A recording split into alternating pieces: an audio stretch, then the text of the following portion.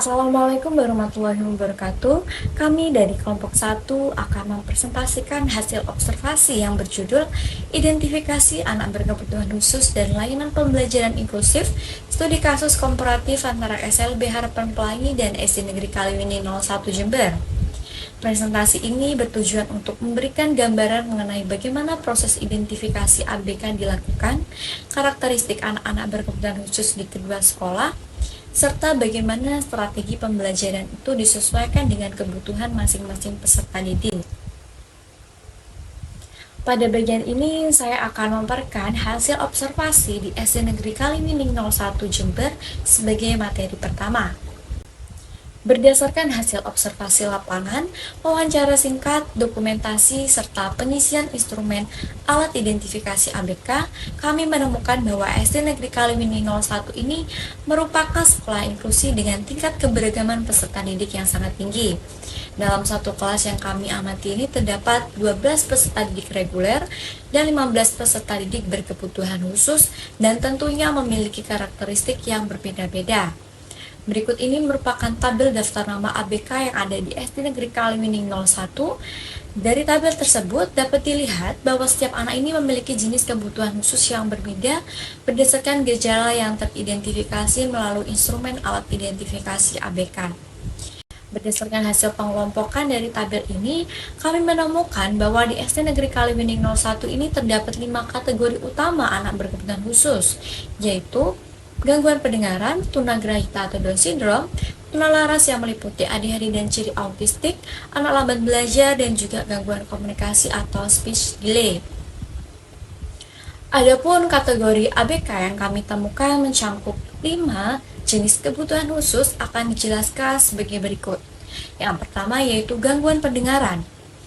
Di SD Negeri Kaliwining 01, salah satu peserta didik yang mengalami gangguan pendengaran itu adalah Syafia. Saat kami melakukan observasi, ABK yang mengalami gangguan pendengaran ini itu terlihat kesulitan dalam memahami instruksi yang disampaikan oleh guru secara lisan.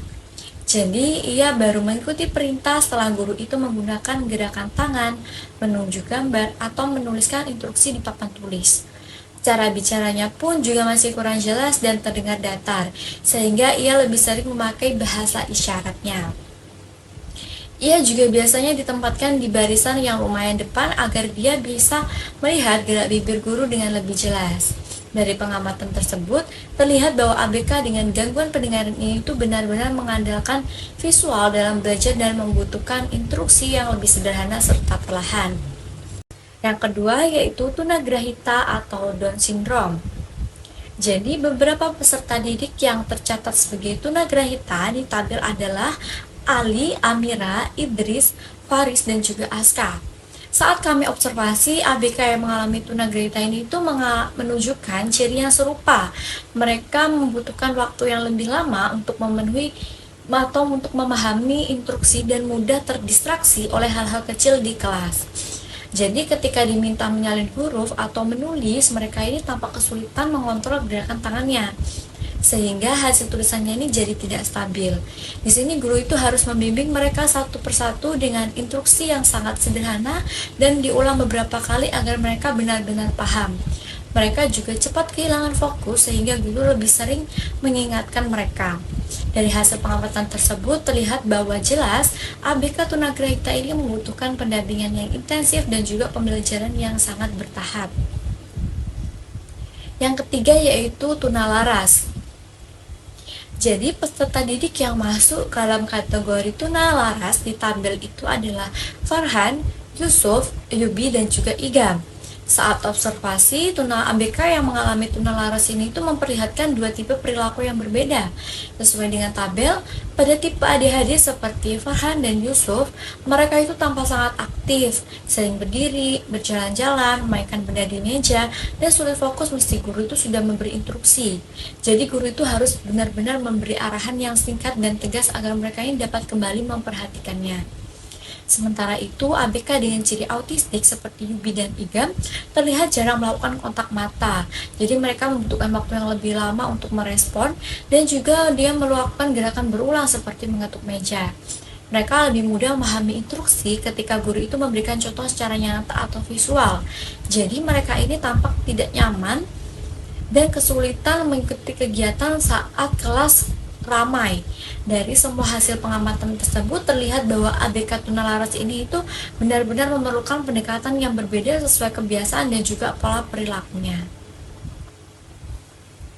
Kategori yang selanjutnya yaitu anak lambat belajar.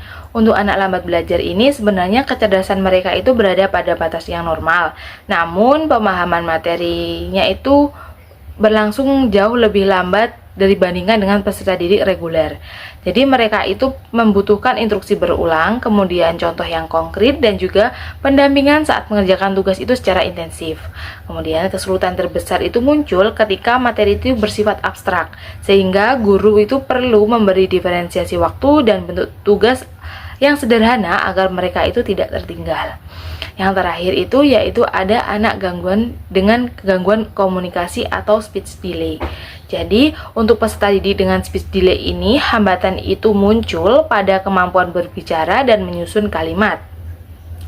Mereka itu cenderung pasif di dalam kelas, kemudian sering menggunakan bahasa isyarat, dan kesulitan mengungkapkan jawaban secara lisan ketika berada di dalam kelas.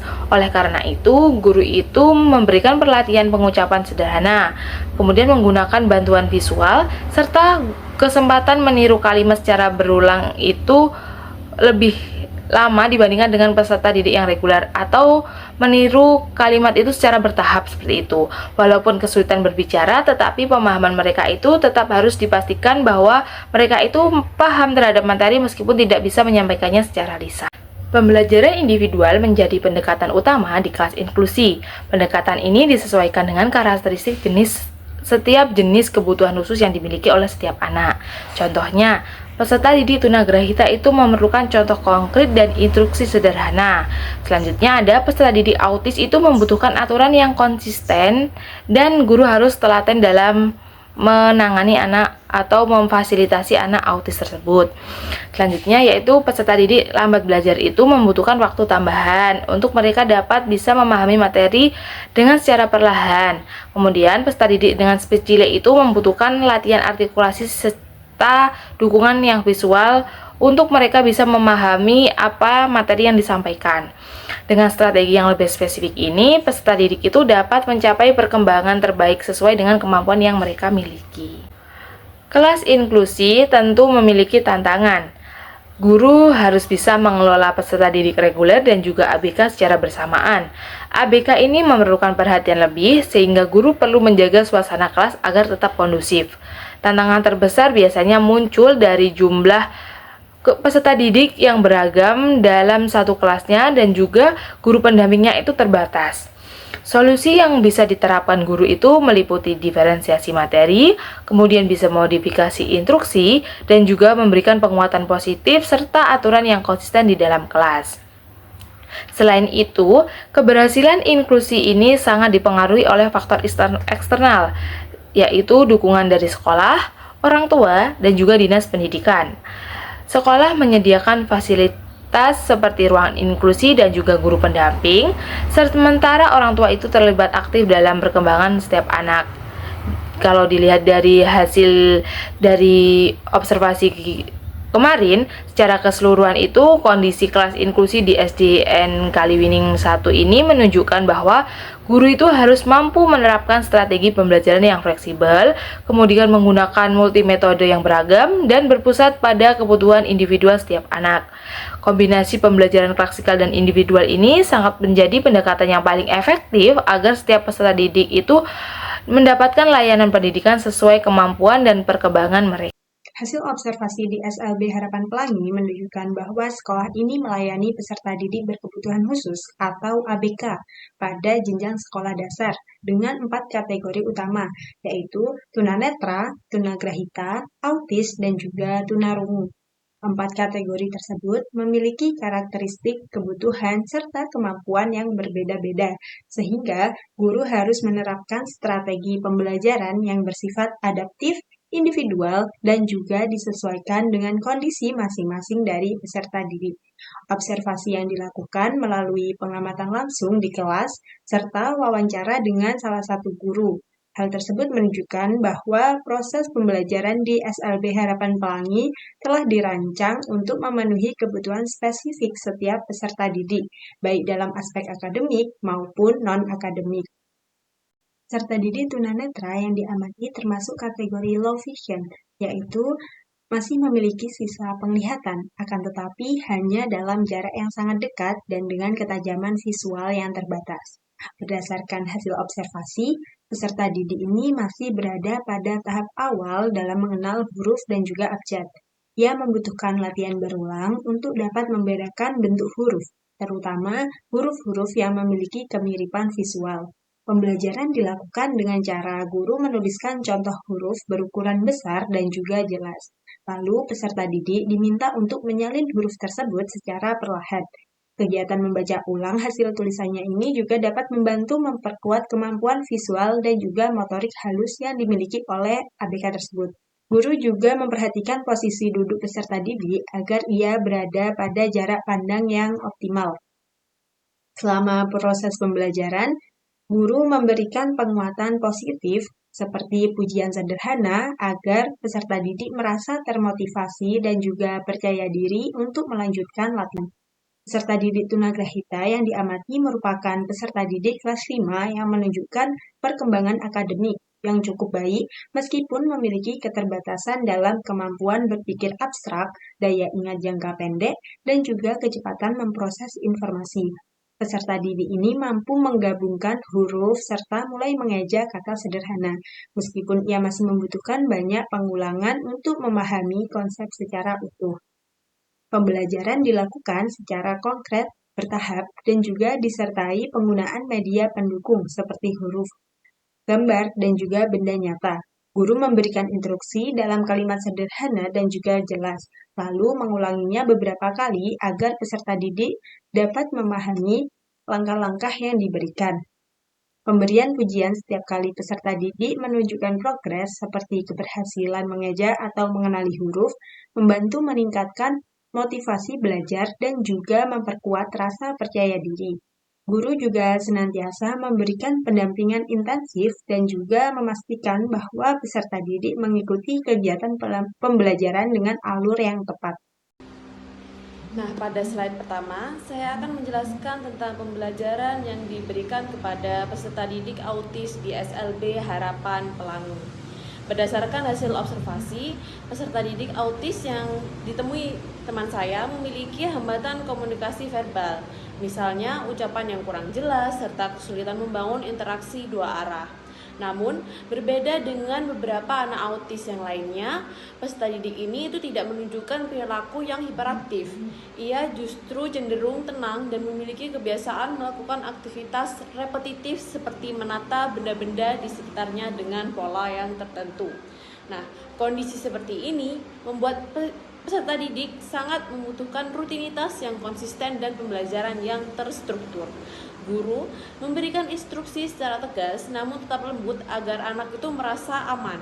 Selain itu, pendekatan visual dan demonstrasi sangat membantu karena anak itu lebih mudah memahami langkah-langkah melalui contoh langsung dibandingkan penjelasan verbal saja. Pembelajaran pun disusun melalui pola yang sama setiap harinya, seperti memulai sesi dengan salam, dilanjutkan dengan pengenalan media, lalu masuk kegiatan inti. Nah, struktur ini bisa membantu anak untuk mengurangi kecemasan dan membuatnya lebih siap mengikuti seluruh proses pembelajaran yang akan dilakukan. Nah, selanjutnya saya akan membahas pembelajaran pada peserta didik tunarungu. Anak yang diamati oleh teman saya ini memiliki kemampuan akademik yang sangat baik, bahkan di atas rata-rata teman sebayanya. Jadi meskipun ia memiliki hambatan pendengaran dan artikulasi yang membuatnya sulit berkomunikasi secara verbal, kemampuan kognitifnya itu justru sangat tinggi, bahkan setara dengan siswa kelas 7 SMP meskipun ia sekarang masih berada di kelas 5 SD. Karena tidak dapat mengandalkan komunikasi verbal, jadi guru itu mengutamakan pendekatan visual dalam pembelajaran. Instruksi pun disampaikan melalui tulisan di papan tulis, gambar, bahasa tubuh, dan gerak bibir. Namun, guru juga menggunakan tayangan audiovisual untuk membantu penjelasan materi. Nah, hal ini itu sangat efektif karena peserta didik itu sangat responsif terhadap visual, cepat memahami materi, dan bahkan itu mampu menyelesaikan tugas secara mandiri. Selain itu, kontak mata antara guru dan anak itu harus dijaga secara konsisten, serta instruksi yang diberikan itu harus selalu jelas, ringkas, dan dituliskan agar pesan itu dapat dipahami dengan tepat. Nah, temuan ini itu memperlihatkan bahwa hambatan pendengaran tidak akan mengurangi potensi perkembangan akademik selama anak itu mendapatkan akses komunikasi visual yang baik. Nah, pada slide ini saya akan menjelaskan beberapa tantangan pembelajaran di SLB Harapan Pelangi. Nah, tantangan pertama adalah sulitnya menjaga fokus peserta didik karena sebagian dari mereka itu memiliki rentang perhatian yang pendek dan mudah terdistraksi oleh lingkungan sekitarnya.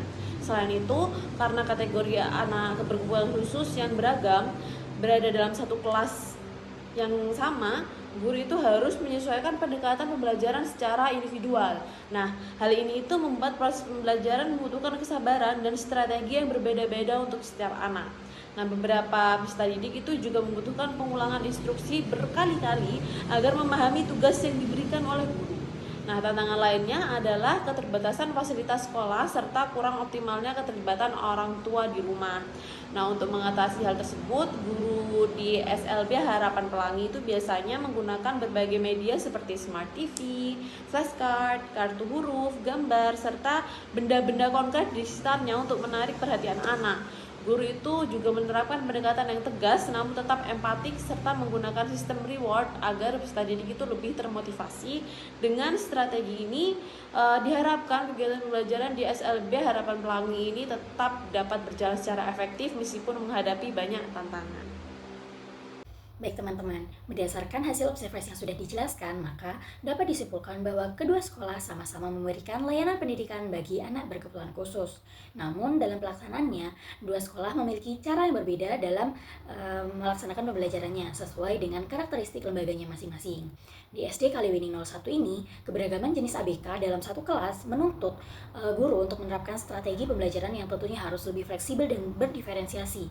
Sementara pembelajaran di SLB Harapan Pelangi berlangsung lebih individual dan lebih terstruktur lagi karena setiap peserta didik dikelompokkan berdasarkan jenis hambatannya masing-masing. Nah, perbedaan pendekatan ini menunjukkan bahwa setiap satuan pendidikan memiliki cara yang berbeda dalam memenuhi kebutuhan belajar anak berkebutuhan khusus sesuai dengan konteks dan kemampuan yang dimiliki oleh sekolah tersebut. Selanjutnya yaitu perbedaan antara SD inklusi dan juga SD SLB. Perbedaan utama antara SD inklusi dan juga SD SLB dapat dilihat dari 4 aspek. Yang pertama, pada aspek peserta didik. Di SD Kaliwining 01 memiliki keberagaman ABK yang tinggi dalam satu kelasnya, seperti tunagrahita, tunalaras, lamban belajar, gangguan pendengaran, hingga gangguan komunikasi. Sementara di SLB, peserta didik itu sudah dikelompokkan berdasarkan hambatan spesifiknya, sehingga layanan pembelajarannya itu akan lebih fokus. Perbedaan kedua terdapat pada strategi pembelajaran yang diterapkan. Di SD inklusi, guru memulai pembelajaran yang pertama-tama itu dengan cara klasikal, di mana setelah pembelajaran klasikal ini kemudian dilanjutkan dengan pendampingan individu sesuai dengan kebutuhan masing-masing anak berkebutuhan khusus. Sebaliknya, pada sekolah SLB itu menerapkan pembelajaran yang individual sejak awal dengan media, instruksi, dan juga waktu belajar yang tentunya sudah disesuaikan dengan kebutuhan masing-masing peserta didik berkebutuhan khusus itu tadi. Pada yang ketiga yaitu tantangan yang dihadapi di guru SD inklusi. Tantangannya itu menangani banyak jenis kebutuhan anak berkebutuhan khusus dalam satu kelas dengan jumlah guru yang tentunya sangat terbatas. Sedangkan di SLB itu tantangannya terdapat pada sarana pembelajaran dan juga keterlibatan orang tua yang di situ itu masih sangat rendah. Yang keempat yaitu pada kelebihan layanan yang dimiliki masing-masing sekolah. Di SD inklusi sendiri, mereka lebih unggul dalam memberikan kesempatan interaksi dan interaksi sosial antara anak berkebutuhan khusus dengan anak reguler. Sementara di SLB, mereka lebih unggul dalam memberikan intervensi dan juga ketepatan strategi pembelajaran yang disesuaikan dengan kebutuhan masing-masing peserta didik. Berdasarkan hasil observasi dan analisis, maka dapat disimpulkan bahwa kualitas layanan pendidikan bagi anak berkebutuhan khusus sangat dipengaruhi oleh kemampuan guru dalam menyesuaikan strategi pembelajaran dengan kondisi individual para peserta didik. Pembelajaran di sekolah inklusi memberikan ruang bagi ABK untuk berinteraksi dan beradaptasi dengan lingkungan yang lebih luas. Namun, membutuhkan dukungan guru yang tentunya harus kreatif dan responsif untuk menghadapi keberagaman kebutuhan yang dimiliki oleh peserta didik ABK tersebut. Sedangkan di sisi lain, SLB memberikan layanan yang lebih spesifik, individual, dan juga terstruktur, sehingga pembelajaran akademik dan juga keterampilan anak berkebutuhan khusus dapat lebih terpantau, meskipun masih terdapat keterbatasan fasilitas dan juga komunikasi dengan orang tua. Nah, dengan demikian, sekolah inklusi dan juga SLB bukan untuk dibandingkan mana yang lebih baik ataupun mana yang lebih buruk, melainkan dua sekolah tersebut merupakan bentuk layanan yang saling melengkapi. Sekolah inklusi menekankan aspek sosial, sedangkan SLB menekankan pada ketepatan intervensi pembelajaran. Keduanya bertujuan sama, yaitu memastikan bahwa setiap anak berkebutuhan khusus ataupun setiap anak tanpa terkecuali mendapatkan pendidikan yang layak, responsif, dan juga sesuai dengan kebutuhannya masing-masing.